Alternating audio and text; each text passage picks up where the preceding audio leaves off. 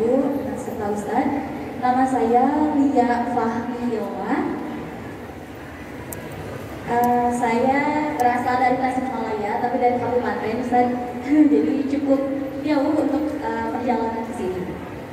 Yang ingin saya langsung aja ke pertanyaan mungkin ya. Yang ingin saya tanyakan, tadi Ustaz Nurdin Muslim menyampaikan bahwa kita tuh tidak boleh khawatir terkait masa depan atau tidak boleh khawatir terkait rezeki yang akan kita dapatkan seperti itu ya Ustaz. Nah, yang ingin saya tanyakan adalah mungkin terkait jodoh ya Ustaz. Jadi justru Ustaz, ingin saya tanyakan itu kebalikannya. Saya itu bukannya khawatir, tapi terlalu tidak khawatir. Justru orang tua saya, lingkungan saya, teman-teman saya yang khawatir gitu. Kamu tuh kenalan can kawin wae kayak gitu. Nah, justru karena mungkin di usia saya yang 23 ini sudah diperhitungkan untuk menikah mungkin Ustaz.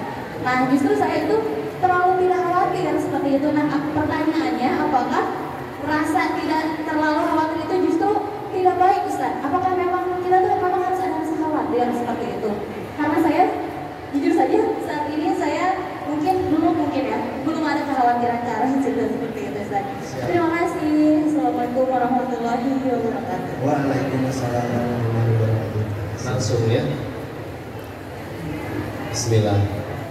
Jadi memang tepatnya bukan tidak khawatir, dipikirin mah boleh ya. Tapi khawatir yang sampai membuat ragu sama Allah itu yang jangan. Ya. Bicara nikah, hukum dasarnya menikah, beberapa ulama menyebutkan hukum dasarnya mas sunnah. Jadi bukan suatu kewajiban. Imam Nawawi pun penulis kitab hadis Al-Bain Nawawi, Riyadhus Shalihin, Syarah Hadis Muslim dengan karyanya yang luar biasa. Meninggal tidak dalam keadaan menikah, tapi setiap perbuatannya jadi amal soleh, waktunya jadi manfaat. Jadi yang harus diperhatikan setiap waktunya adalah bukan ini terjadi aku khawatir atau tidak, suka atau tidak. Memang lebih tepatnya adalah gimana caranya aku jadi tambah dekat kepada Allah pada ini.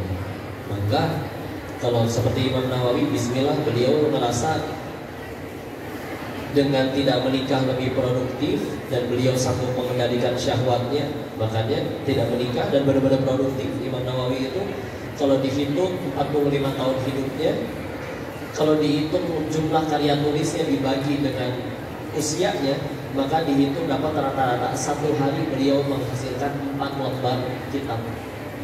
4 lembar ya. Izin mohon 4 halaman ya. Tapi tetap aja banyak. Dan itu kan padahal mustahil, karena nggak mungkin lahir langsung nulis, nggak mungkin.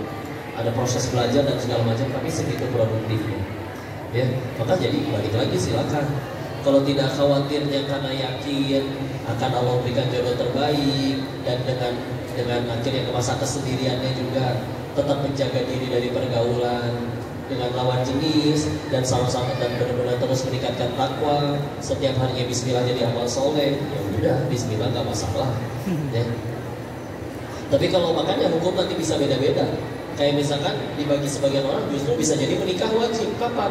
Ketika udah sanggup membiayai, ilmu juga cukup, tapi nggak sanggup nahan syahwat, ya wajib nikah bagi dirinya.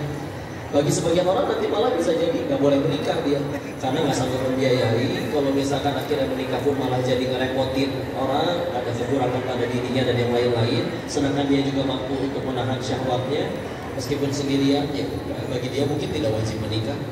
Ya. Makanya tapi kita selalu mendorong melihat suatu hal itu jangan dilihat dari sudut pandang fikih saja, karena fikih hanya bicara boleh atau tidak, halal atau haram. Nah di atas fikih selalu ada yang namanya takwa. Kalau sudah bicaranya takwa, bukan bicara boleh atau tidak lagi, tapi bicaranya Allah suka atau tidak ya.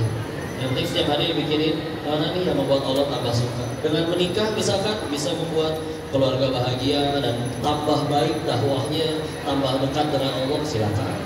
Kalau sementara ini dengan sendiri terjaga, syahwat terjaga, dan juga bisa tetap meningkatin takwa kepada Allah, silahkan. Yang penting tambah dekat aja sama Allah. Ya, jadi kalau misalnya khawatir, ya silakan khawatir, tapi lebih baik mengkhawatirkan khawatir ini aku tambah disukai Allah atau tidak. Karena kan orang setiap kali kejadian kadang lebih mikir aku suka atau tidak, bukan Allah suka atau tidak. Aib terbuka, netizen menghujat, yang dipikirin gimana caranya akhirnya agar supaya orang suka lagi kepadaku. Padahal harusnya dipikirin ketika aib terbuka, gimana caranya gara-gara ini aku jadi diampuni Allah. Buat apa akhirnya dicintai makhluk tapi Allah masih benci, kitanya nggak tahu ya. Jadi ya udah, yang penting gimana caranya untuk mendekat kepada Allah. Maka teteh, kalau teteh tetap bisa jaga ketaatan, nggak menikah. Kalau bisa, tapi ya memang terlalu banyak amal soleh yang bisa teteh dapat sih kalau menikah. Bakti kepada suami itu luar biasa amalnya. Ya. Suami teteh berdakwah, teteh cuma di rumah nyiapin kesiapannya, nyiapin bekal dan lain-lain. Dan teteh ridho dengan perjuangan suami di luar rumah. Teteh dapat pahala jihadnya suami di luar meskipun teteh di rumah. Istri teteh kayak gitu. Ya. Di hadis riwayat Ahmad, selagi dia sholat 5 waktu, puasa Ramadan, nurut sama suaminya, menjaga harta dan kehormatan suaminya, bisa masuk surga dari pintu yang mana saja. Ya. Tanpa yang sunnah-sunnah itu. Ya. Ya banyak ya keutamaan. Karena gimana terserah, yang penting silakan pertimbangkan, bukan yang aku suka, bukan yang mana aku khawatir atau tidak, tapi mana yang aku tambah cintai Allah.